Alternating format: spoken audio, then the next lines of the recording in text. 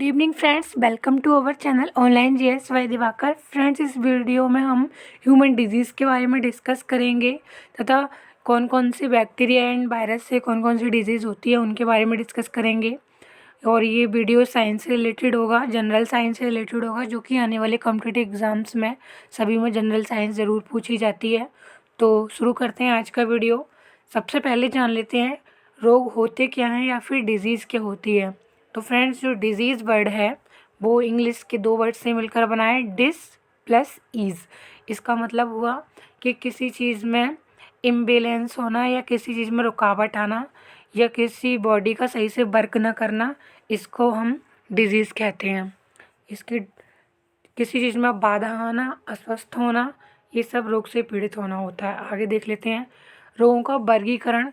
रोग जो होते हैं फ्रेंड्स, ये 2 टाइप्स के होते हैं। जन्मजात रोग होते हैं और अर्जित रोग होते हैं। जन्मजात रोग जो होते हैं वो कॉन्जेनाइटल डिजीज़ होती हैं, और जो अर्जित रोग होते हैं उनको हम एक्वायर्ड डिजीज़ कहते हैं। जन्मजात डिजीज़ जो होती हैं ये पेरेंट्स से आती हैं बॉडी में। इसमें इनकी एग्जांपल हैं हीमोफीलिया, थैलेसीमिया। इसके अलावा बहुत सारी डिजीज़ और होती हैं, जैसे डायबिटीज़ भी एक आनुवंशिक डिजीज़ है फ्रेंड्स। इसके अलावा डाउन सिंड्रोम, कुछ क्रोमोसोमल डिसेबिलिटी के कारण भी कुछ डिजीज़ हो जाती हैं। तो हम एक्वायर्ड डिजीज़ के बारे में देख लेते हैं। एक्वायर्ड डिजीज़ पुनः 2 प्रकार की होती हैं, communicable disease and non communicable disease.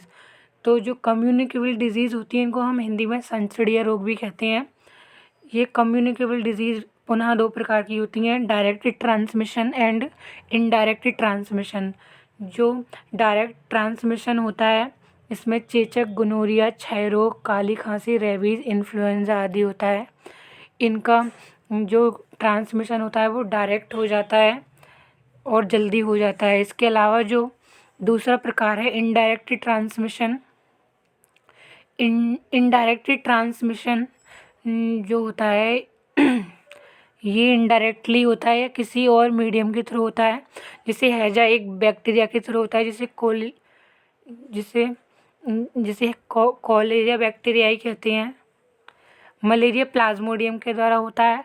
Typhoid salmonella typhi के थ्रू होता है तथा डेंगू एडीज़ मॉस्किटो के थ्रू होता है। और हैजा को फ्रेंड्स ये भी बोलते हैं कि ये मक्खी के द्वारा फैलता है। फाइलेरिया, इसको हम फाइलेरियसिस भी कहते हैं। ये बाउचूरिया बैंक्रोफ्टाई के कारण होता है। और अमीबी पेचेस जो होती है ये एंटमीबा हिस्टोलाइटिका के कारण होती है। इसका पैरासाइट एंटमीबा हिस्टोलाइटिका होता है, जो कि हमारी इंटेस्टाइन में रहता है।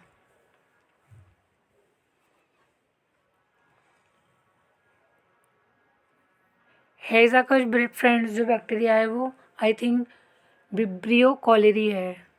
जन्मजात रोग के बारे में अब डिस्कस कर लेते हैं। कॉन्जेनाइटल डिजीज़ या जन्मजात रोगों को वो जो नवजात शिशु में जन्म के समय से ही विद्यमान होते हैं जन्मजात रोग कहते हैं। आनुवंशिक विकार, जेनेटिक और डिसऑर्डर होते हैं। हार्मोन का असंतुलन या शरीर की प्रतिरक्षा प्रणाली, इम्यून सिस्टम का सही तरीके से काम नहीं कर पाना, ऐसे बहुत सारे फैक्टर्स होते हैं जो हमारी बॉडी को इफेक्ट करते हैं। इसके एग्जाम्पल हैं thalassaemia, haemophilia, sickle cell anaemia etcetera. इसके बाद एक्वायर्ड डिजीज़ जो होती हैं ये बाद में हो जाती हैं, जन्मजात नहीं होती। ये एक्वायर्ड डिजीज़ कहलाती हैं। हमारे आसपास हज़ारों ऐसे पैथोजेंस होते हैं जो हमारी इम्यूनिटी को वीक बनाते हैं, उस पर अटैक करते हैं तथा हमारी बॉडी में डिजीज़ को क्रिएट करते हैं। ये बहुत सारे मीडियम से फैल सकते हैं, जिसमें फूड, वाटर, एयर तथा स्किन के थ्रू ये बॉडी में एंटर कर जाते हैं और बहुत सारी सेल्स तथा टिश्यूज़ को इंजर्ड कर देते हैं। आगे देखते हैं अर्जित रोगों के प्रकार। अब इनके 2 प्रकार बताए थे फ्रेंड्स, कम्युनिकेबल डिजीज़ तथा non communicable disease. Communicable disease जो होती हैं ये रोग कई प्रकार के रोगजनक वायरस, बैक्टीरिया, प्रोटोजोआ, कवक और कीड़ों की वजह से होते हैं। ये रोगजनक आमतौर पर रोग वाहकों की मदद से एक जगह से दूसरी जगह पर फैलते हैं, नॉन कम्युनिकेबल, ये रोग मनुष्य के शरीर में कुछ अंगों या अंग प्रणाली के सही तरीके से काम नहीं करने की वजह से होते हैं। इनमें से कई रोग पोषक तत्वों, खनिजों तथा विटामिन की कमी से भी हो जाती है, जैसे कैंसर, एलर्जी आदि। संक्रामक रोग के प्रकार, ये 2 प्रकार के थे, direct transmitted and indirect transmission disease. तो फ्रेंड्स, इनके बारे में देख लें। डायरेक्ट जो माइक्रो ऑर्गेनिज्म से होते हैं कुछ रोग, सीधे कांटेक्ट अथवा ये सांस द्वारा जो व्यक्ति इन्फेक्टेड होता है उससे हेल्दी पर्सन में ट्रांसमिट हो जाते हैं। इसमें टीबी, चेचक आदि, इन्फ्लुएंजा आदि आते हैं। इसके बाद इनडायरेक्ट ट्रांसमिशन में देख लेते हैं।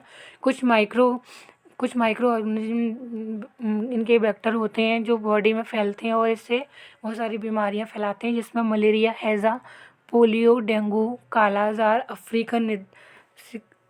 अफ्रीकन निद्रा रोग जो कि ट्रिपनोसोमा गैम्बियंस के कारण होता है आदि होते हैं।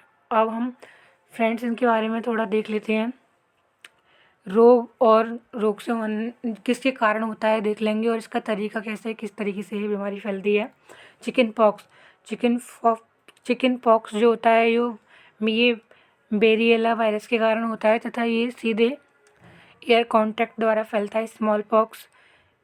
स्मॉल पॉक्स वायरोला माइनर और वायरोला मेजर के कारण होता है। ये भी सीधे एयर कांटेक्ट से फैलता है।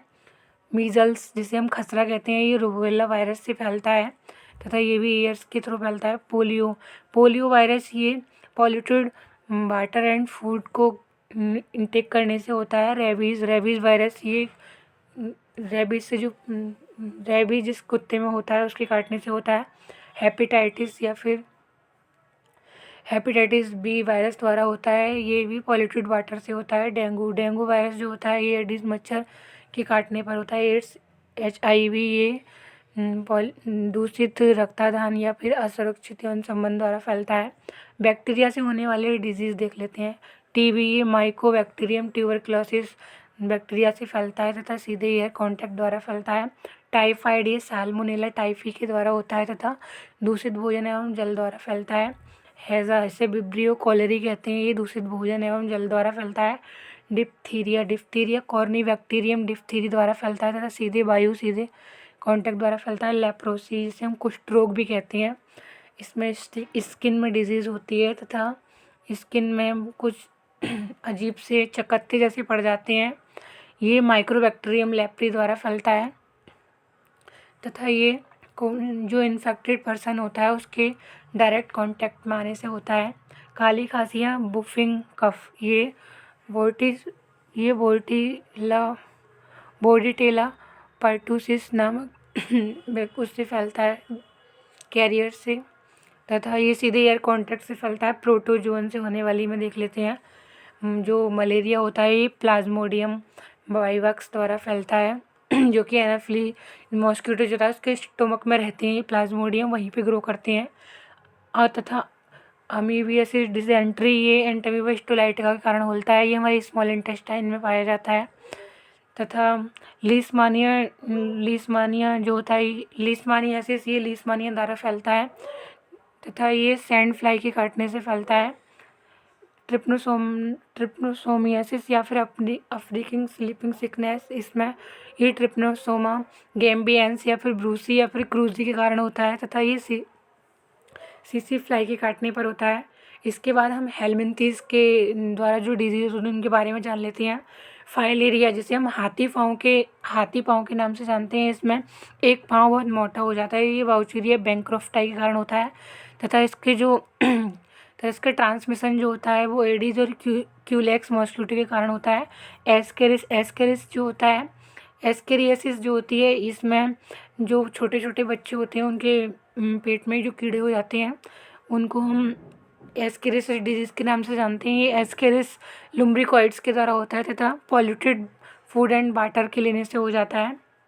इकाइनोकोकस जो होता है, ये इकाइनोकोकस ग्रेनुलोसस के द्वारा होता है तथा ये भी पॉल्यूटेड वाटर एंड फूड के उससे होता है। सेक्सुअली ट्रांसमिटेड डिजीज़, एड्स नामक बीमारी का कारण HIV विषाणु है, जो कि शरीर की जो हमारी इम्यून सिस्टम होती है उस पर अटैक करता है तो उसे वीक कर देता है, जिससे मनुष्य में बहुत सारे रोगों से लड़ने की जो इनकी कैपेसिटी होती है वो ख़त्म हो जाती है और वह अन्य रोगों से ग्रसित हो जाता है।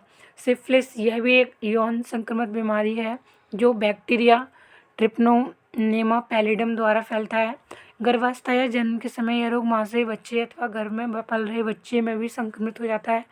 गोनेरिया यह है, इसे हम हिंदी में सुजाक कहते हैं। यह रोग निसेरिया गोनोरिया नामक बैक्टीरिया के कारण होता है। इसके बाद नॉन कम्युनिकेबल डिजीज़ के बारे में जान लेते हैं। डायबिटीज़ स्टमक में इंसुलिन हार्मोन का जो सिक्रीशन कम हो जाता है, इसके कारण ब्लड में ग्लूकोज की मात्रा बढ़ जाती है और डायबिटीज़ होता है। ऑस्टियोपोरोसिस में क्या होता है, ये बोन्स में इनकी बोन डेंसिटी कम हो जाती है और जो माइक्रो स्ट्रक्चर जो होती हैं उनकी टेंडन वगैरह जो होते हैं वो वीक होने लगते हैं। कैंसर यह रोग सेल्स के इरेगुलर डेवलपमेंट और डिवीज़न के कारण होता है और बॉडी में किसी खास हिस्से में इरेगुलर ग्रोथ हो जाती है जिसके कारण ट्यूमर बन जाता है और उस ट्यूमर को ही हम कैंसर कहते हैं। गोइटर गोइटर घेंगा कहते हैं। ये आयोडीन की कमी के कारण होता है। इसमें थायराइड ग्रंथि का आकार बढ़ जाता है और वो फूल जाती है और मोटी हो जाती है। थायराइड हार्मोन का सिक्रीशन कम हो जाता है, इसी कारण यह होता है। इसके बाद एलर्जी जो होती है ये हमारी इम्यून सिस्टम होती है, ये बाह्य कारकों के प्रति या स्वाभाविक प्रतिक्रिया को एलर्जी कहते हैं। बाह्य कारक जैसे धूलकण परागकण आदि। इसके बाद नेक्स्ट देख लेते हैं ह्यूमन इम्यून सिस्टम के बारे में देख लेते हैं। सहज प्रतिरक्षा प्रणाली या फिर innate immune system. Phagocytic cells तथा dendritic cells natural killer cells आदि शरीर में प्रविष्ट होने वाले जो बैक्टीरिया होते हैं उनको रोकती हैं या उनको खत्म करने का प्रयास करती हैं। एडेप्टिव इम्यून सिस्टम, जब रोगाणु सहज प्रतिक्रिया प्रणाली को चकमा देकर शरीर के अंदर प्रविष्ट हो जाते हैं तब इस प्रकार की सेल्स जो बॉडी में होती हैं एक्टिव हो जाती हैं और बी लिम्फोसाइट सेल्स एक्टिव होकर एंटीजन के विरुद्ध एंटीबॉडी का सिक्रीशन करती हैं और यह रोगाणु को मार देता है, जबकि टी लिम्फोसाइट सेल्स विषाणुओं के द्वारा संक्रमित सेल्स को नष्ट करती हैं। अब वैक्सीनेशन के बारे में जान लेते हैं। सर्वप्रथम सबसे पहले चिकित्सक एडवर्ड जेनर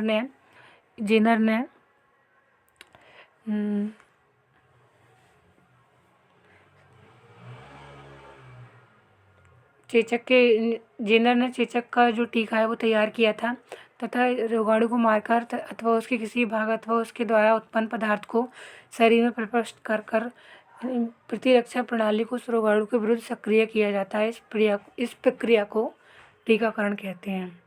तो फ्रेंड्स, ये थे डिजीज़ के बारे में और आने वाले वीडियोस में फ्रेंड्स हम साइंस के ऑब्जेक्टिव डिस्कस करेंगे।